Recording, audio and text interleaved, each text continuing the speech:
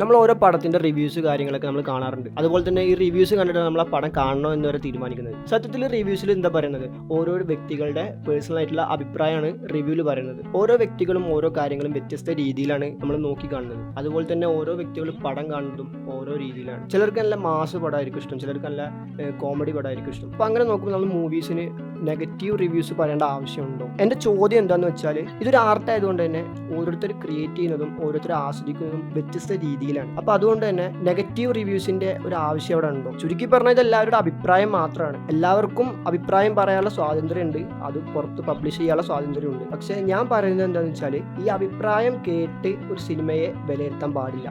കാരണം കൂടുതൽ ആളുകളും നെഗറ്റീവ് റിവ്യൂ ആണ് പറയുന്നുണ്ടെങ്കിൽ പൊതുവേ എല്ലാവരുടെ മനസ്സിലും ഈ സിനിമ മോശമായിട്ട് വരും. നല്ല റിവ്യൂ ആണ് എല്ലാവരും പറയുന്നുണ്ടെങ്കിൽ നല്ല പടമായിട്ട് വരും. ഈ ഒരു ചിന്താഗതി മാറ്റിയിട്ട് പേഴ്സണലായിട്ടുള്ള ഒരു തീരുമാനം എടുക്കാൻ പഠിക്കണം.